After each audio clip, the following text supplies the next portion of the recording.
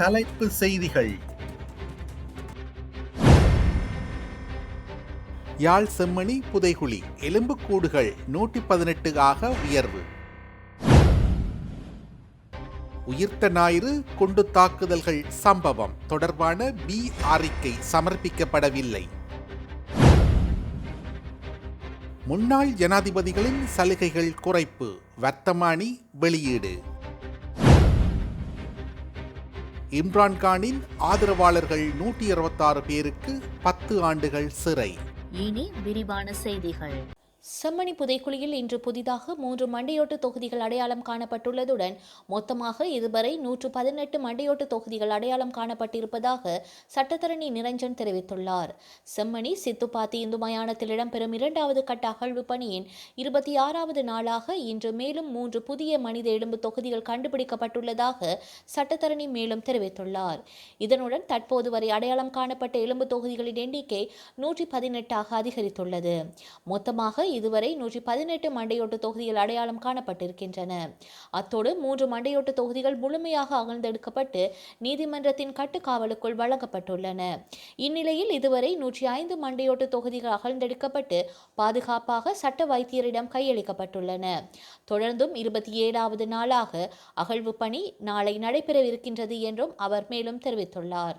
உயிர்த்த ஞாயிறு குண்டு தாக்குதல்கள் சம்பவம் தொடர்பில் 43 பேரிடம் வாக்குமூலம் பெற்றுக் கொண்டுள்ளதாக பொதுமக்கள் பாதுகாப்பு அமைச்சர் ஆனந்த விஜயபால பாராளுமன்றத்தில் குறிப்பிட்டுள்ளார். ஆனால் அந்த வாக்குமூலம் தொடர்பான பி அறிக்கை நீதிமன்றத்திற்கு சமர்ப்பிக்கப்படவில்லை. இந்த அறிக்கையை நீதிமன்றத்திற்கு சமர்ப்பிக்கப்படாமல் இருப்பதற்கான காரணம் என்னவென்பதில் பாரிய சந்தேகம் காணப்படுகின்றது என்று ஐக்கிய மக்கள் சக்தியின் பாராளுமன்ற உறுப்பினர் ஜனாதிபதி சட்டத்தரணி நிசாம் காரியப்பர் தெரிவித்துள்ளார். தனியார் தொலைக்காட்சியுடன் இடம்பெற்ற கலந்துரையாடலின் போதே அவர் இவ்வாறு தெரிவித்துள்ளார்.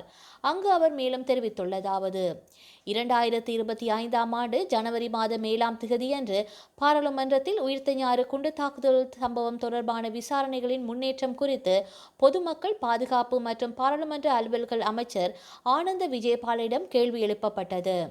35,882 24ஆம் இலக்க வழக்கு தாக்கல் செய்யப்பட்டுள்ளது. 43 பேரிடம் வாக்குமூலம் பெறப்பட்டுள்ளன. எதிர்பார்க்கப்பட்டதை காட்டிலும் விசாரணைகள் சிறந்த முறையில் முன்னெடுக்கப்படுகின்றது என்று அமைச்சர் ஆனந்த விஜயபால பதிலளித்திருந்தார். இந்த வழக்குடன் தொடர்புடைய பி அறிக்கையை பெற்றுக்கொள்வதற்கு நான் முயற்சித்தேன். இருப்பினும் என்னால் அந்த அறிக்கையை ஆரம்பத்தில் பெற்றுக்கொள்ள முடியவில்லை. சுரேஷ் சாலியின் சட்டத்தரணியும் இந்த பி அறிக்கையை பெற்றுக்கொள்ள கோரியிருந்தார். அமைச்சர் ஆனந்த விஜயபால குறிப்பிட்டதற்கமைய 43 பேரின் வாக்குமூலத்தின் சாராம்சம் அதில் உள்ளடக்கப்பட்டிருக்கும் என்று எதிர்பார்த்தேன். தண்டனை சட்டக்கோவையின் 115வது பிரிவின் பிரகாரம் ஏதேனும் பி அறிக்கையை சமர்ப்பித்ததன் பின்னர் அந்த விசாரணையின் முன்னேற்றத்தை விசாரணை அதிகாரிகள் நீதிவானுக்கு சமர்ப்பிக்க வேண்டும். இருப்பினும் பெற்றுக்கொண்ட வாக்குமூலத்தின் சாராம்சம் நீதிவானுக்கு முன்னிலைப்படுத்தப்படவில்லை. முன்னாள் ஜனாதிபதிகள், அவர்களது குடும்பங்கள் மற்றும் ஓய்வு பெற்ற பாராளுமன்ற உறுப்பினர்களுக்கு வழங்கப்பட்ட சிறப்பு சலுகைகளை குறைக்கும் 1986ஆம் ஆண்டின் 4ஆம் எண் ஜனாதிபதி உரிமை சட்டத்தை திருத்துவதை நோக்கமாக கொண்ட வரைவு சட்டமூலத்தின் வர்த்தமானி வெளியிடப்பட்டுள்ளது. கடந்த வாரம் சட்டமூலத்தை வர்த்தமானியில் வெளியிட்டு பாராளுமன்றத்தில் தாக்கல் செய்வதற்கான முன்மொழிவுக்கு அமைச்சரவை ஒப்புதல் அளித்தது. முன்னதாக ஜூன் மாதத்தில் 1986ஆம் ஆண்டின் 4ஆம் எண் ஜனாதிபதி உரிமை சட்டம் மற்றும் 1977ஆம் ஆண்டின் 1ஆம் எண் பாராளுமன்ற ஓய்வூதிய சட்டம் இரண்டையும் ரத்து செய்வதற்கான சட்டத்தை வரைவதற்கும் அமைச்சரவை ஒப்புதல் அளித்தது. இந்த சீர்திருத்தங்கள் முன்னாள் ஜனாதிபதிகள் மற்றும் பாராளுமன்ற உறுப்பினர்களுக்கு 5 ஆண்டுகளுக்கு பின்னர் வழங்கப்படும் வாழ்நாள் ஓய்வூதியம் உட்பட நீடிக்கப்பட்ட சிறப்பு சலுகைகளை திறம்பட நிறுத்தும். இந்த சட்ட சீர்திருத்தத்தை எளிதாக்குவதற்கு 2 வரைவு சட்டமூலங்களை தயாரிக்க சட்ட வரைவாளர்களுக்கு அறிவுறுத்துவதற்கான நீதி மற்றும் தேசிய ஒருங்கிணைப்பு அமைச்சர் சமர்ப்பித்த முன்மொழிவை அமைச்சரவை அங்கீகரித்தது. நில அளவை வரைபடங்களை ஆகஸ்ட் மாதம் 1ஆம் திகதி முதல் நிகழ்நிலையில் கிடைக்கும் என்று நில அளவையாளர் நாயகம் வைஜி ஞானதிலக்க தெரிவித்துள்ளார். நில அளவை திணைக்களத்தின் 225வது ஆண்டு நிறைவு குறித்து அரசாங்க தகவல் திணைக்களத்தில் நடைபெற்ற ஊடகவியலாளர் சந்திப்பின் போதே அவர் இவ்வாறு தெரிவித்துள்ளார். இந்த ஆண்டு விழா நிகழ்வை குறிக்கும் வகையில் ஒரு நினைவு முத்திரையை வெளியிடவும் திணைக்களம் திட்டமிட்டுள்ளது. ஊடகங்களுக்கு கருத்து தெரிவித்த நில அளவையாளர் நாயகம் ஞானதிலக்க, இதுவரை நில அளவை வரைபடங்கள் திணைக்கள அலுவலகங்கள் மூலமாக மட்டுமே வழங்கப்பட்டு வந்ததாகவும், இந்த புதிய முறையின் மூலம் பொதுமக்கள் ஆன்லைனில் பணம் செலுத்துவது மூலம் வரைபடங்களை பெறலாம் என்றும் தெரிவித்துள்ளார். நில அளவை திணைக்களத்தின் நில தகவல் தரவுத்தளம் நில பதிவேடு திணைக்களத்துடன் இணைக்கப்பட்டுள்ளது. இதனால் பொதுமக்கள் நிலம் தொடர்பான தரவுகளை அணுக முடியும். அவரின் கூற்றுப்படி அனைத்து வரைபடங்களும் திட்டங்களும் இப்போது டிஜிட்டல் மயப்படுத்தப்பட்டுள்ளன. மேலும் கிட்டத்தட்ட 2.4 மில்லியன் நில அடுக்குகள் திணைக்கள தரவு களஞ்சியத்தில் காப்பகப்படுத்தப்பட்டுள்ளன. கூடுதலாக நில அளவை தொடர்பான தகவல்கள் திணைக்கள அமைப்பில் ஒருங்கிணைக்கப்பட்டுள்ளன. மேலும் நில உரிமை சான்றிதழ்களை வழங்கும் போது டிஜிட்டல் மயமாக்கப்பட்ட நில அளவை படங்களை திணைக்கள வலைத்தளம் வழியாக அணுகலாம். தனது முச்சக்கர வண்டியில் பயணிக்கும் பயணிகளுடன் நன்றாக பழகி ஆழ்ம் நடமாட்டம் இல்லாத இடத்தில் வைத்து அவர்களுக்கு மயக்க மருந்து கலந்த பானத்தை குடிக்க கொடுத்து தங்க நகைகளை திருடிச் சென்ற சாரதி ஒருவர் புறக்கோட்டை போலீசாரால் புதன்கிழமை கைது செய்யப்பட்டுள்ளார். புறக்கோட்டை போலீசாருக்கு கிடைத்த தகவலின் பேரில் மேற்கொள்ளப்பட்ட விசாரணைகளின் அடிப்படையில் சந்தேக நபர் கொழும்பு புறக்கோட்டை பிரதேசத்தில் வைத்து கைது செய்யப்பட்டுள்ளார். திருடப்பட்ட தங்க நகைகள் மற்றும் திருடிய தங்க நகைகளை விற்பனை செய்த அடகு கடைகளின் துண்டுச்சீட்டுகள் என்பன சந்தேக நபரான முச்சக்கர வண்டி சாரதியிடமிருந்து போலீசார் கைப்பற்றியுள்ளனர். இது தொடர்பான மேலதிக விசாரணைகளை புறக்கோட்டை போலீசார் மேற்கொண்டு வருகின்றனர்.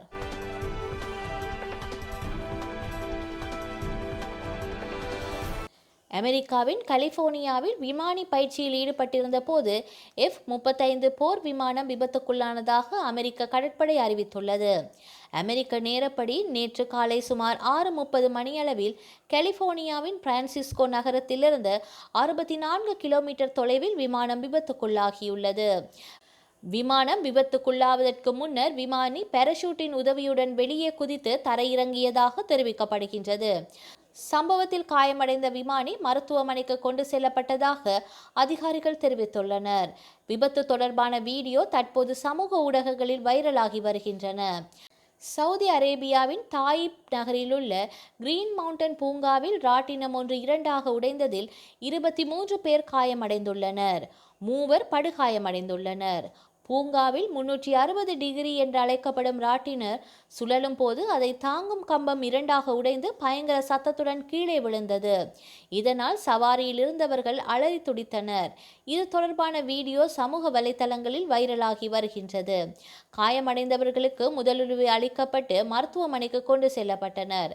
சம்பவம் குறித்து விரிவான விசாரணைக்கு உத்தரவிடப்பட்டுள்ளது. பாகிஸ்தான் முன்னாள் பிரதமர் இம்ரான் கானின் கட்சியை சேர்ந்த 166 உறுப்பினர்களுக்கு 10 ஆண்டுகள் சிறை தண்டனை விதித்து அந்நாட்டு நீதிமன்றம் தீர்ப்பளித்துள்ளது. பாகிஸ்தானின் முன்னாள் பிரதமரும் தெஹ்ரீக் இன்சாப் கட்சி தலைவருமான இம்ரான் கான் ஊழல் உள்ளிட்ட பல்வேறு வழக்குகளின் கீழ் கைது செய்யப்பட்டு கடந்த 2023ஆம் ஆண்டு சிறையில் அடைக்கப்பட்டார்.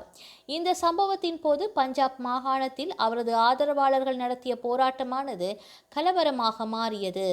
அப்போது பாகிஸ்தானின் புலனாய்வுத்துறை அலுவலகம் உள்ளிட்ட ஏராளமான அரசு அலுவலகங்களும் இராணுவ தளபாடங்களும் போராட்டக்காரர்களால் அடித்து தகர்க்கப்பட்டன. இதனைத் தொடர்ந்து இந்த வழக்கில் 185 பேர் குற்றவாளிகளாக சேர்க்கப்பட்ட நிலையில் 108 பேருக்கு பைசலாபாத்தில் உள்ள பயங்கரவாத தடுப்பு நீதிமன்றம் 10 ஆண்டுகள் சிறை தண்டனை விதித்து ஜூலை மாதம் 31ஆம் தேதி தீர்ப்பளித்தது. மேலும் 77 பேர் விடுதலை செய்யப்பட்டுள்ளனர். இதேபோல் பைசலாபாத் நகரத்தில் இருந்த காவல் நிலையம் மீதான தாக்குதலில் குற்றம் சாட்டப்பட்ட 58 பேருக்கும் 10 ஆண்டுகள் சிறை தண்டனை விதிக்கப்பட்டுள்ளதாக தெரிவிக்கப்படுகின்றது. வரலாற்றில் இன்று